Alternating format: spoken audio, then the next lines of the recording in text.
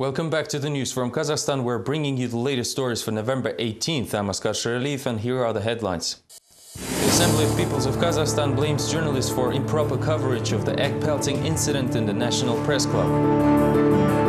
Shakhan, a satellite town of Karaganda, faces the risk of losing the only local infection hospital.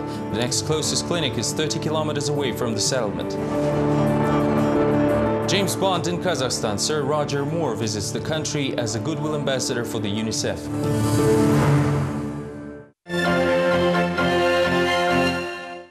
On Thursday, the Assembly of Peoples of Kazakhstan commented the recent incident in the National Press Club when opposition activist Vladimir Kozlov was pelted with eggs by members of the movement Zhaltoksan 86 while announcing his intention to run for presidency.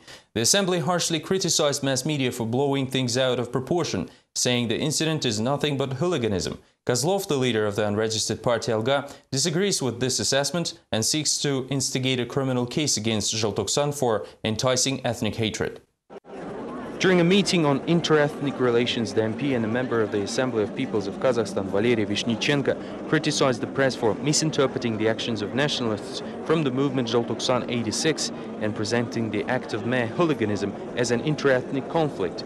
The parliamentarian earnestly asked not to inflate the scandal. First of all, this is hardly a conflict, as it is essentially a misunderstanding, so to say, and it certainly didn't happen on ethnic grounds. I think it is inappropriate to misinterpret some everyday things as inter-ethnic confrontations. Zhaltoksan activists have been already convicted for hooliganism. Vladimir Kozlov disagrees with the court decision, as well as the MP. He already filed a suit to the Prosecution Office and National Security Committee, demanding to instigate a case over the incitement of ethnic hatred. It is better not treat the Assembly seriously. From its inception, the organization was disabled and not willing to perform tasks, especially when they contradict the President's opinion. Representatives of Zhaltoksan 86 also released a statement opposing the initiative of Vladimir Kozlov to run for presidency and asked to stop all of his attempts to do so. Otherwise, they will threaten to launch scaled protest actions. It is Kozlov who incites ethnic hatred. He should not be the president, only an ethnic Kazakh should. That's what will tell everyone. Kozlov's actions mock people who fought for the independence. Vladimir Kozlov's suit, which was sent to the National Security Committee and Prosecutor's Office, was redirected to the Almaty Internal Affairs Department, which promised to send a reply to both Kozlov and Zhaltoksan before the end of this month.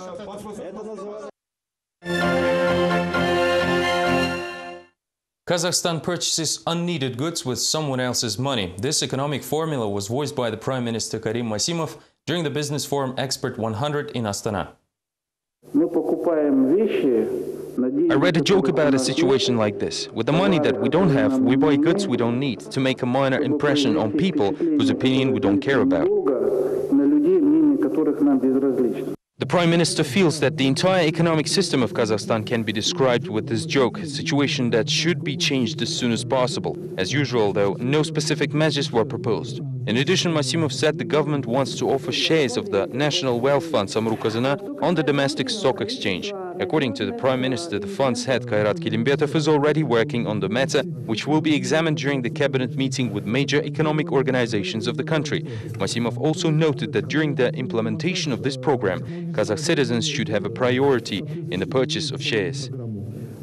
While Prime Minister is having fun, leaders of youth movements propose to spy on officials round the clock. The initiative is their contribution to the fight against corruption after the call of President Nazarbayev to tighten efforts in dealing with bribery. The call was followed with numerous solutions to the eternal issue, although, as usual, no one really believes in their effectiveness. The fight will be tough, but we need to see it to the end despite any insinuations.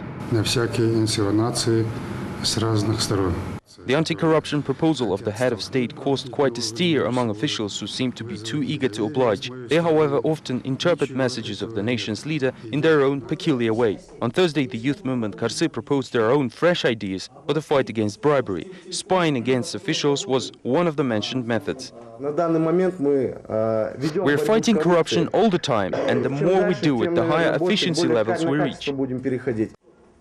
The love for spying could be a result of the recent abundance of various reality shows where everything is in plain sight and the audiences anticipate one scandal after another. The ruling party members also believe that our life is a game, while corruption is not just a scourge of the society, but also a show where everyone plays their roles. We've sorted the show with the society split in two camps. One is willing to pay bribes to solve their social problems like finding good kindergartens, housing or jobs. In this regard, citizens themselves are trying to solve their problems in a speedy way. In response to the president's appeal, the chief anti-corruption official of the country, Oralbay Abdukarimov, proposed to declassify incomes of state officials through the internet. Abdukarimov says public servants should have web pages detailing their families' earnings and property. Only then the society will appreciate the hard work of officials, although this is not likely to happen anytime soon. This will not happen in our time, but remember my words, in about 20 years and you will see which laws will be passed if corruption will still exist. What should be done first? Stop taking bribes or giving them? This dispute over this rhetoric question continue eternally and make it appear that the fight against corruption is indeed underway. All the while the show must go on. Kazakh professors are also trying to make their contribution to the struggle against corruption. They believe it is necessary to eliminate the human factor during monetary operations in state universities. The opinion was presented during the National Anti-Corruption meeting held on Thursday in the Al-Farabi University. While professors talked about ways to overcome bribery, activists of the movement Bolashak learned about difficulties of student life in Kazakhstan. Rectors of major Almaty universities denied the existence of corruption in their schools during a special anti-corruption meeting. Officially, the problem was completely eliminated in the National Al-Farabi University 2 years ago, owing to an internet system. It allows choosing professors and courses, thus eliminating the human factor. But incentives to study in very strict and systematic anti-corruption practice are the two components that can completely eradicate corruption practices. In the meantime, not knowing anything about anti-corruption campaigns, students in the Kunaev University direct their complaints to the movement Bolashak. Most of them have to do with the dorm and its staff. The superintendents force us to pay for everything, even for taking showers. This is unacceptable. I think that this is a minor display of corruption. The only one to admit that corruption is yet to be defeated was the head of the university's association, Rahman Alshanov. Corruption is strong because it involves two parties, one that gives and another that accepts bribes. It is not in the interest of both to divulge this information. We say innocent till proven guilty, so it is hard to make any legal justification when the parties say they never knew about the bribe. Activists of youth movement Bolashak see the problem differently. Mentioning the issue with the dorms, they note that there are 300,000 students in Almaty, but only enough room for 7% of them. With such a demand and supply ratio, corruption is simply inevitable. More on corruption. A new scandal involving traffic police erupted in southern Kazakhstan. A message from internet user named Sergeant, sent to the blog of the financial police, asked law enforcement to deal with the leadership of the regional traffic police department. Allegedly, it trades positions within the organization, intimidates personnel and encourages endless extortions. The unofficial price list used by the traffic police of southern Kazakhstan was posted on the website of the financial police by a blogger named Sergeant, who wants to deal with corruption in the region. All of the rates are supplemented with officers' names. The special brigade major took away officers' speed guns and sold them back to $300 each. Those who use them on highways pay a daily kickback of about $35, but the place on a highway itself costs from $300 to $500. The blogger also talks about the HR business. Anyone can become a sergeant for $7,000, while the rank of the officer is sold for $30,000. Also, during the working hours, the leadership is watching football or resting in the sauna. All of this information prompted the Regional Internal Affairs Department to look into the situation, while the press attacked the official spokesman Saltanat Karakozova. Facts cited in the anonymous letter were not confirmed. It seems that ill wishes of the department's personnel wrote the post. What for?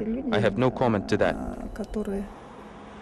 Officers say that posts like that distract them from working, while public activists call the message unique. It looks like inspectors themselves are already tired of extortions. The issue should be dealt with by the government, since all the policemen cannot be constantly watched by members of various parties. There are simply not enough people, say activists. Everyone envies the South Kazakhstan region. If a person is pulled over in the north, he issued a ticket and pays his fine to the budget. Not here. Money never reaches budget here. After the appearance of the scandalous internet post, the leadership of the Traffic Police Department held a general staff meeting and later reported that the complaint about the leadership didn't come from the personnel. The next internal investigation will be done by the Interior Ministry. The infectious disease hospital in the town of Shakhan could soon be shut down. Local residents are seriously concerned with the news, as the settlement will be left with only one clinic, which won't be enough to cover the needs of all 9,000 residents. Find out more about the Karaganda satellite town from the next report. Shakhan, Karaganda satellite town, is facing the risk of ending up without a hospital for the treatment of infectious diseases. In fact, this is the only clinic for the settlement with a population of 9,000 people. After a town meeting, local residents said that they will not allow to shut down the hospital. I'm outraged about the way they treat the elderly who went through war and hardships. Now we have to stay at home and die. That is why we're asking to open a hospital here, since we no longer accept it in Shakhtinsk hospital. The elderly residents say they might not reach the hospital on time in case of emergency, since ambulance doctors do not really like patients like that. We know that ambulances are called for emergencies, but they tell us they are not dispatched to people over 60. 34 people working in the hospital could also end up jobless, although the chief doctor, Filyasya Abdulgazina, says that all of them will be employed in the clinics of the Karaganda region. It is unprofitable to maintain the hospital. We had up to 40 people at the time during hepatitis outbreaks, but now only 8 patients are treated in the 2-story building. To prove her point, the chief doctor showed the hospital to the press. The wards were indeed empty and clean. After all, more than $40,000 was spent on the maintenance works here this year as part of the roadmap project. Now local residents propose to convert it to a round-the-clock hospital to save the building.